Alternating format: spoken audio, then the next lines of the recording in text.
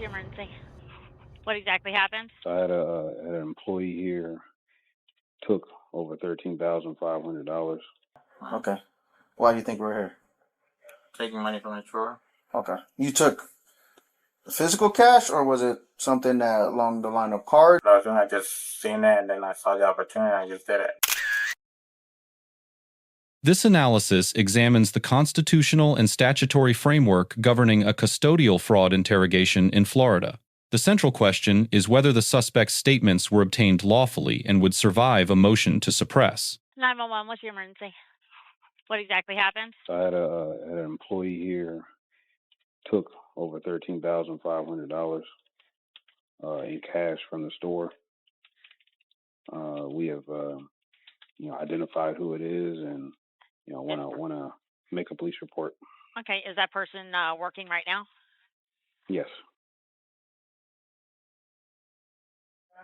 Hey, what's going on, man?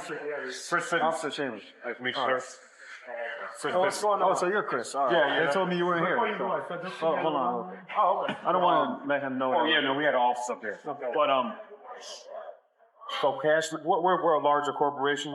Too, we have stores all over the country. So cash management falls down to district manager.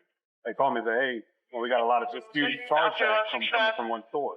So I went through some data, looked at different work orders, saw that they were only using one specific part. You can figure it out, use your mind. To basically run the money, like use someone's card, Yes. and pay for all the tickets on one card. He gave us back $13,500. 1,300. 13,000. Oh, he gave you back 13,000. Correct. And how much? Because he don't want to go to jail. Okay. 13,500 gave back to you guys? Yeah. In cash today? And All cash. right, no problem. That's it. Yeah. You have an office? Hey, you got an office? You got an office? Hey, where, boy? What's your name, sir? Say, we gotta have a talk for a second, all right? Do me a favor, keep your hands out your pocket, please. All right. Go in the office real quick. We're going to talk. Yeah, it's right there in this room.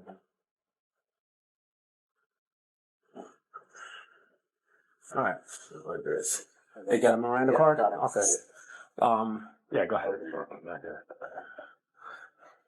All right, so listen, before we talk to you, how old are you, by the way? 23. All right, so before we talk to you, we're gonna read your rights. It just protects you against self-incrimination. It's not saying you're guilty or you're under arrest, but this is just for us to conduct our investigation. We've got to read this to you and it will afford you your rights, okay? That's right. All right? All right. Say your name. Yeah. All right. Matter of fact, before you do it, you got your ID on your partner? No.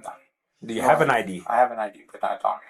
Okay. Where's it at? It's in the car. Okay, that's fine. Let's get his 14. name and all right. Let me step over here.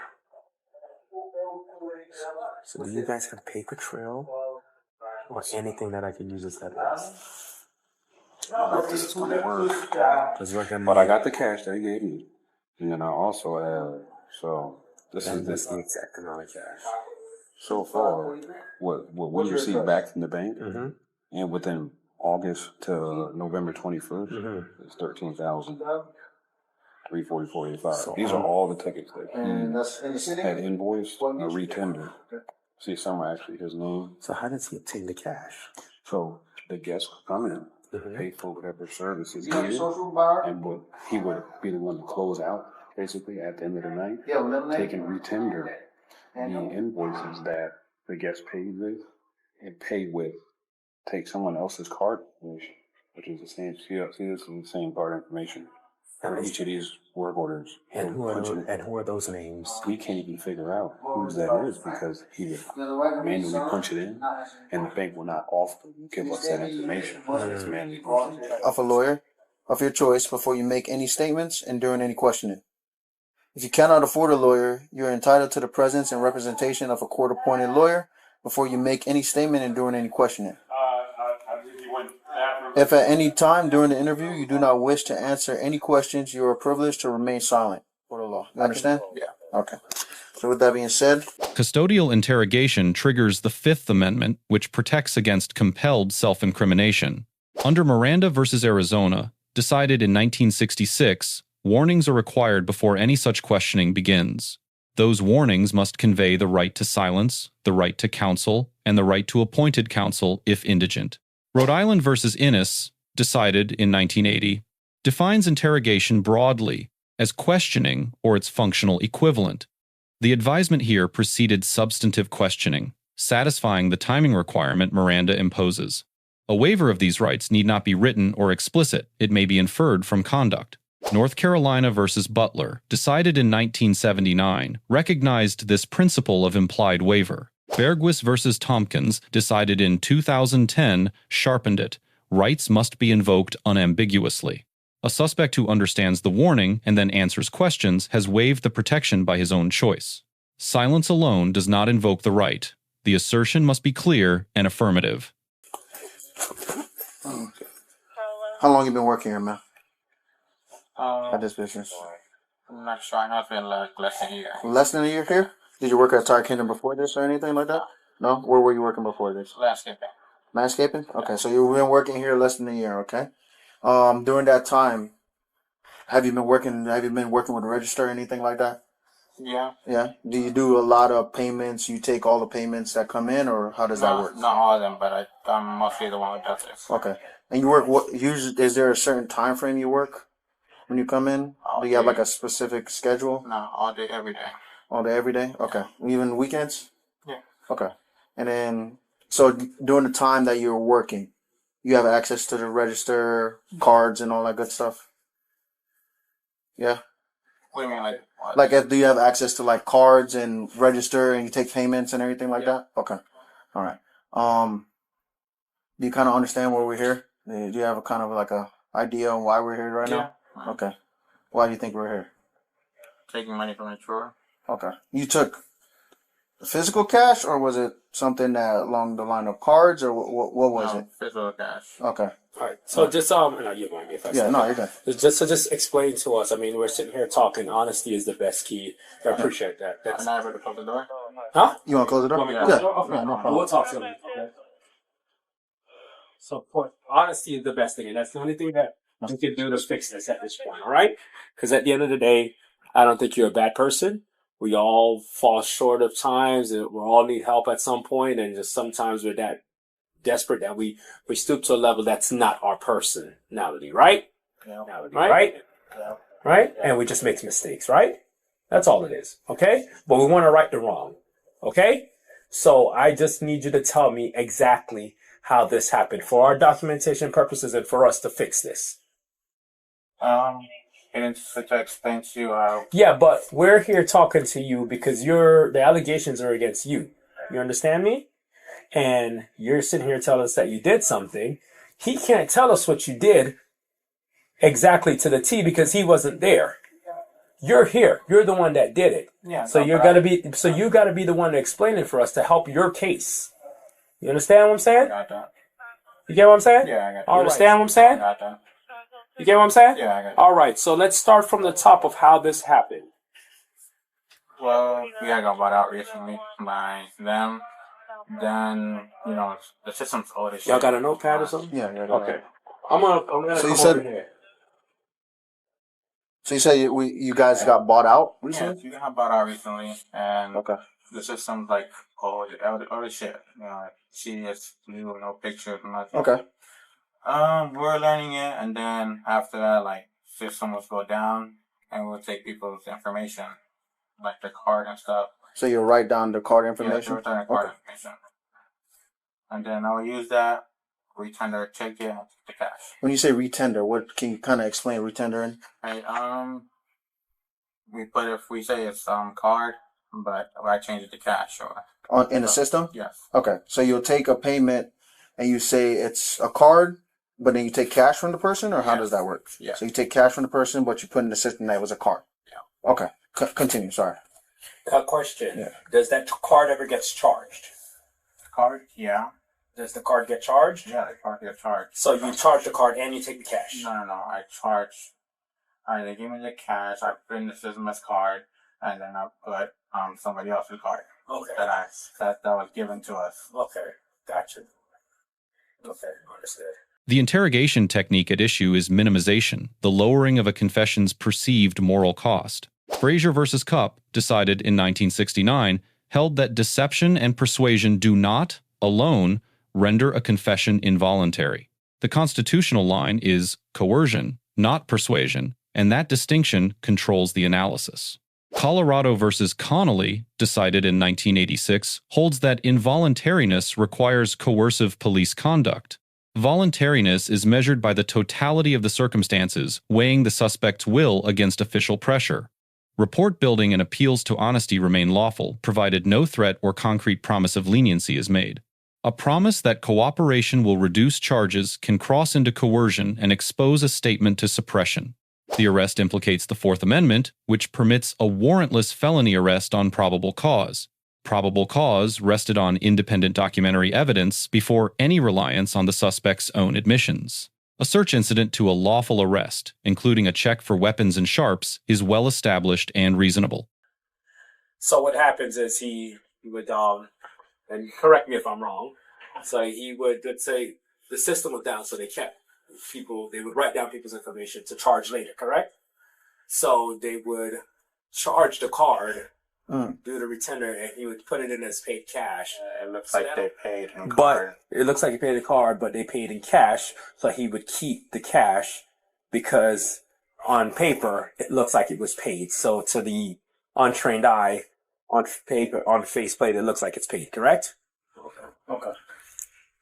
All right, and when did you first start this? That I'm not sure. With months, years? Oh no, months. Months? Yeah. When's the last time you can remember? The first time you did it? That's the thing, I don't remember. And what drove you to do this? What goes, hey, I'm going to do this? What made you think about it? What was the motive behind it? To be honest, I don't really remember what I was doing. I just seen it and then I saw the opportunity and I just did it. Yeah, but why? Because I mean, you're smart. You're not dumb. You're a smart kid. To pull this off in this amount, you're a smart guy. So at what moment go, man, shit, I need some new rims or I need this, or what made you go, I'm going to do this? Because we don't just wake up in the morning and decide we're going to start doing something. No, I didn't. Well, to be honest, I didn't have any plans with it. I mean, I had the money saved up and all that. I mean, I gave it back, but I didn't have any idea to do with it. Okay. So you didn't have any reason. You just did it just because. Yeah, I did it just because, but I didn't know what to do with what I had. Okay. All right. Now, is there anyone else here that helped you with it? No, just me. Just you? Okay. When's the last time you did it? Like 2 months ago. 2 months ago? So I'm talking. Now, on average, on a 7-day work week, how many times a week were you doing this? It would either be bi or weekly or a month. Yeah, 1 time, 2 times a month, or how many? You had to estimate. Just like 2 times a month, bi-weekly then. Okay. I'm not. So every other week?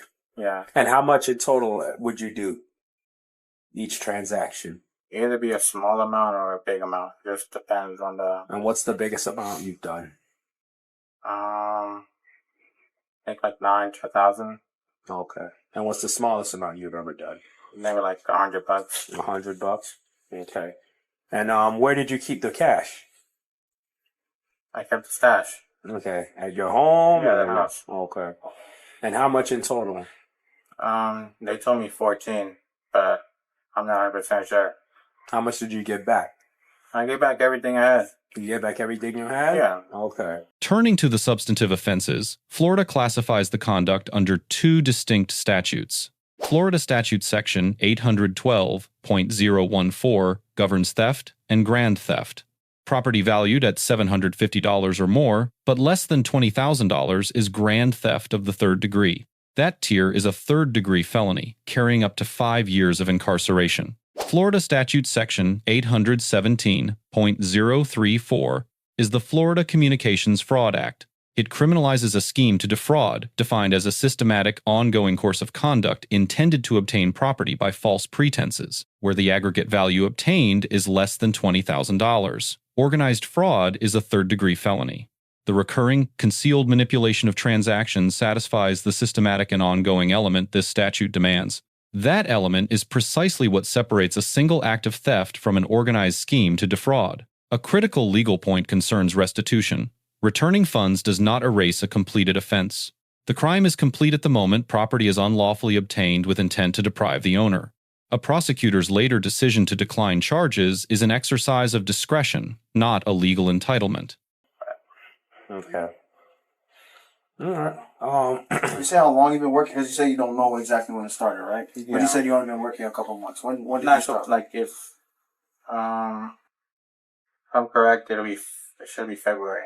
February when it started? When you started? No, not when I started this. When I started working here. Oh, so sometime between February and October, September, Yeah. because you said 2 months ago, right? Sometime in between there, this is collective over that time frame, right? Yeah. Okay. All right, but listen, so you're going to be placed under arrest, all right, for scheme to defraud and grand theft. You just stand up. Do you have anything in your pockets? Can't do it outside. Outside, no. No, But for our safety, no. We're going to have to do that in here, my man. Put your hands behind your back. Let me take my stuff. Okay. Put your hands behind your back like you're praying. All right. Is there anything else in your pocket? That's what I'm Any trying to- needles, anything like that? Nothing? No, nothing. All right. Where's your car? It's in the front. Just take this off of. It's in the front. I'm gonna let him know that it's gonna be parked here. Okay. All right. I'm gonna need a second call, bro.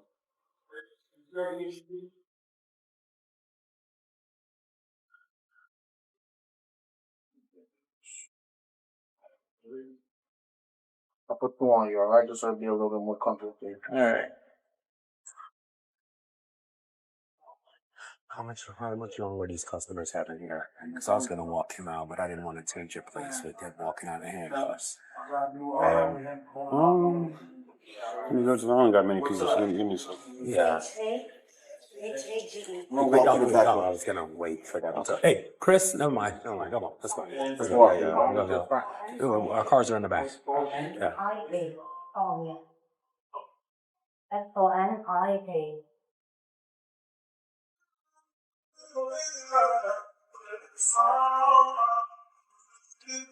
His car is gonna be full. Everything all right? Your keys? Chris, my keys, phones, and AirPods. Can you give it a Snyder? Is it in the office? Yes, It's right right here. here. Oh, you have it. Okay. You want to give it to him? Yeah. Well, you don't To have give to it to take Snyder? again? You said give it to Everything. Snyder, right? Snyder. Everything. Yeah, everything. Okay. Phone, keys, AirPods, right? Yep. All right. Bro, 6-1. I make sure I got nothing on you, man. It's all safety. Safety stuff. No, I understand that. Assume they let you out. You can. Got it? Not up. I can't. Say again? I can't look. So it's not gonna be too long. The investigating detective earns a grade of A- for sound procedure throughout. The advisement preceded questioning, the technique stayed within lawful limits, and the arrest involved no force. The sole critique is framing the warning as unrelated to arrest in what was plainly a custodial setting. The subject earns a grade of C+, reflecting a poor legal posture offset by one decisive choice. He held every protection necessary to remain silent and request counsel, yet waived both and self-incriminated fully. His favorable outcome flowed from restitution and prosecutorial discretion, not from his conduct in the interview. Several lessons emerge from this encounter for both citizens and investigators. First, Miranda rights protect only those who invoke them clearly. Understanding a warning is not the same as asserting it. Second, lawful persuasion is powerful, and the strongest evidence in a fraud case is often the suspect's own voice. Third, restitution may influence charging, but it neither undoes the offense nor guarantees dismissal. Let us know if there is an interaction or legal topic that you would like us to discuss in the comments below. Thank you for watching, and don't forget to subscribe to our channel for more content on police court interactions.